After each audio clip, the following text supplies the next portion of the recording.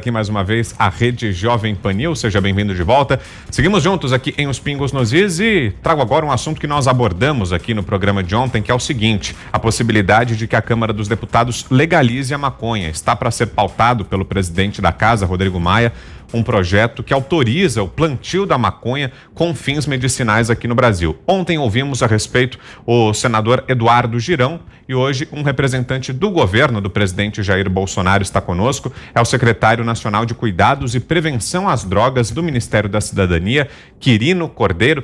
Secretário, boa noite, obrigado pela entrevista, prazer recebê-lo aqui em Os Pingos nos Is. Boa noite, muito obrigado pelo convite, pela oportunidade de conversarmos sobre um tema tão importante para toda a sociedade brasileira. Para mim é uma grande satisfação estar aqui com vocês no programa Os Pingos nos Is. Nós é que agradecemos. Secretário, qual é a posição do governo a respeito desse projeto? Ele é contrário ou favorável? O governo federal é absolutamente contrário a esse projeto de lei, o PL 399 de 2015. Esse projeto de lei, na verdade, tem como objetivo claro a liberação da maconha no Brasil. Esse projeto foi apresentado inicialmente em 2015 pelo deputado federal Fábio Mitidieri e previa apenas a regulamentação de medicamentos à base de cannabis. No entanto, há 2 semanas, o deputado federal Paulo Teixeira, do PT de São Paulo, apresentou ao presidente da Câmara dos Deputados um substitutivo a esse projeto de lei que o desvirtuou por completo. Esse substitutivo, então, permite o plantio em larga escala da maconha no Brasil, permitindo ainda o seu processamento, armazenagem e transporte, bem como a produção e comercialização de produtos à base de maconha, e não somente para fins medicinais, como era previsto lá no projeto original que foi levado ao Congresso em 2015. Além disso, esse substitutivo libera a importação e principalmente a exportação da maconha. O documento ainda possibilita o uso irrestrito desses derivados da cannabis como uso medicinal. Na verdade, essa é uma enorme brecha para que a maconha possa ser comprada por usuários recreativos, bastando que para isso eles estejam munidos de receita médica.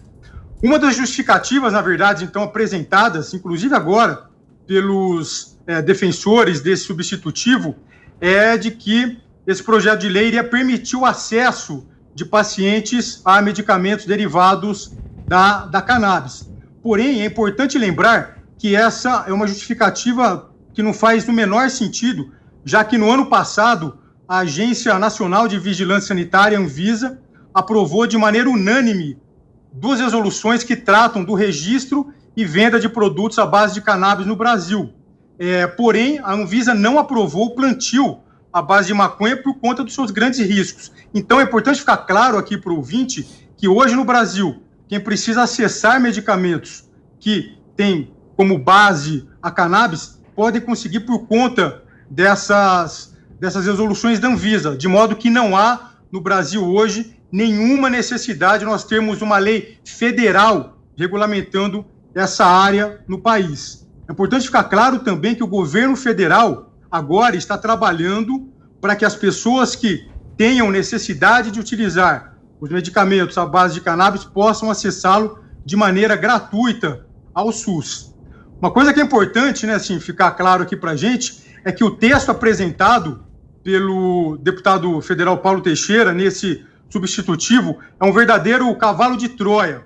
Ele se coloca, na verdade, como preocupado em ofertar medicamentos à base de cannabis para a população brasileira, porém, o que faz, na verdade, é liberar a maconha de maneira irrestrita no nosso país. Secretário, vamos a uma próxima pergunta, agora de José Maria Trindade. Diga, Zé.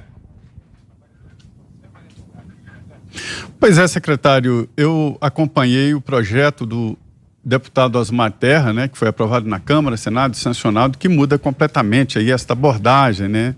O senhor é médico e acompanha o setor, eu sei que o senhor há muito tempo vem acompanhando esta regulamentação, sabe que mudou o conceito, né, total depois desta lei. A prevenção é maior, a adoção das comunidades terapêuticas e o abuso de drogas lícitas, ilícitas e tal, saiu do campo da justiça exatamente para o cuidado, que é a sua função no governo do presidente Jair Bolsonaro. Acontece o seguinte, que esta onda de liberação, hoje o uso de drogas é tratado não como crime, né? Uma contravenção leve e tal, e o foco é toda no traficante, que é o agente transmissor, diria, numa epidemia. O senhor acha que esse lobby é tão forte que pode mudar isso? Essa pergunta é fundamental. Assim. Hoje, no Congresso Nacional, nós temos basicamente duas frentes que estão trabalhando de maneira mais forte para aprovação desse projeto de lei do PL 399 de 2015. A primeira delas é uma frente ideológica que busca liberar a maconha no Brasil, não como medicamento, mas como droga de uso entorpecente. Nessa frente, há a maior parte dos grupos de esquerda dentro do Congresso Nacional. A segunda frente é formada pelos grupos que querem explorar um mercado da maconha que nasceria, então, da aprovação desse projeto de lei. Aqui, eu acho que vale a pena dizer que o problema, na verdade, não reside na criação, basicamente, de um novo mercado produtivo no Brasil, mas sim na criação de um mercado que vai produzir e comercializar produtos que facilitarão que pessoas tenham acesso à maconha no país e que, por conta disso, podem acabar desenvolvendo quadros de dependência química e outros importantes problemas de saúde relacionados ao uso dessa substância.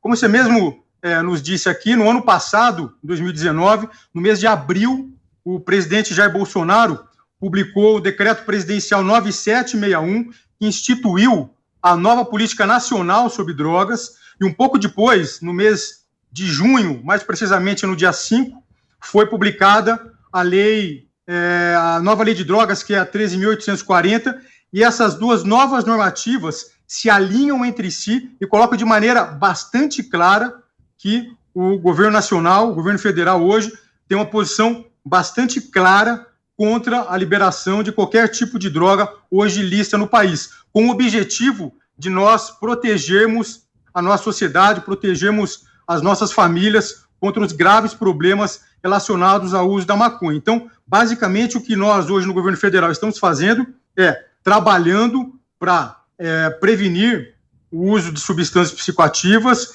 e trabalhar contra a aprovação de legislações como essa que o PL 399 pode trazer para o Brasil. É uma das atuações que nós estamos fazendo no governo federal, porque não há dúvida nenhuma, e vários países tiveram experiência quando há flexibilização do acesso, da possibilidade de uso de drogas em um país, há consequentemente um aumento do uso da substância, o aumento da dependência química, o aumento de todos os problemas relacionados a essa situação. Secretário. E na outra frente, nós estamos trabalhando para ofertar cuidado de mais qualidade e efetividade para a população brasileira. Próxima pergunta agora é de Guilherme Fiuza. Diga, Fiuza. Secretário, aqui num exercício de prognóstico, sem compromisso, o senhor acredita que esse projeto tem chance de ser aprovado pelo Congresso Nacional? Olha, Guilherme, hoje nós tivemos aqui no Ministério da Cidadania, onde fica a nossa secretaria, nós tivemos um grande evento. Nós recebemos aqui, juntamente com o ministro Onyx Lorenzoni, com vários deputados federais, senadores, nós recebemos um manifesto que foi organizado por várias entidades da sociedade civil que são absolutamente contrários a esse projeto de lei. Hoje nós recebemos, então, esse documento que acaba perfazendo mais de 1.300 adesões de várias entidades do Brasil afora, de maneira contrária à aprovação desse projeto de lei. O governo federal está se mobilizando, cada ministério envolvido nesse tema está produzindo notas técnicas mostrando a gravidade que o país pode enfrentar em aprovando esse projeto de lei. Agora a Secretaria de Governo e a Casa Civil estão entrando em campo também para que nós possamos fazer um trabalho firme e importante junto ao Congresso Nacional. Lá no Congresso Nacional existem várias frentes parlamentares que estão conosco contra esse projeto de lei, como, por exemplo, a Frente Parlamentar Católica, a Frente Parlamentar Evangélica, a Frente Parlamentar em Defesa das Comunidades Terapêuticas, que são casas de recuperação de pessoas com dependência química, a Frente Parlamentar de Doenças Raras, a Frente Parlamentar Pró-Vida em favor da família, enfim. Sim. Então nós estamos nesse processo grande de articulação dentro do governo federal e também junto ao Congresso Nacional para trazermos a sociedade civil para esse debate, para que nós evitemos, então, que esse grande mal possa se abater sobre o país.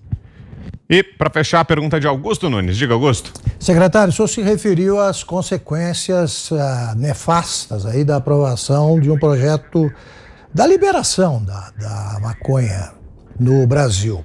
Isso aconteceu no Paraguai, no Uruguai? Isso aconteceu no Uruguai. É importante essa pergunta, Augusto, porque os vários países que acabaram enveredando por esse caminho da legalização da maconha tiveram resultados bastante ruins. Então, por exemplo, nós tivemos em países que liberaram a maconha aumento do consumo, como nós já conversamos, e também aumento de pessoas com dependência a essas drogas. Tem estudos mostrando isso nos Estados Unidos, no Canadá, no Uruguai. Há também aumento do tráfico de drogas. Por mais que os defensores da legalização da maconha falem o contrário, há estudos em estados americanos que legalizaram a maconha e que tiveram aumento do tráfico. No Canadá, só para a gente ter uma ideia, para os ouvintes poderem entender, depois da legalização da maconha, cerca de 71% de toda a maconha consumida ainda é consumida do mercado ilegal.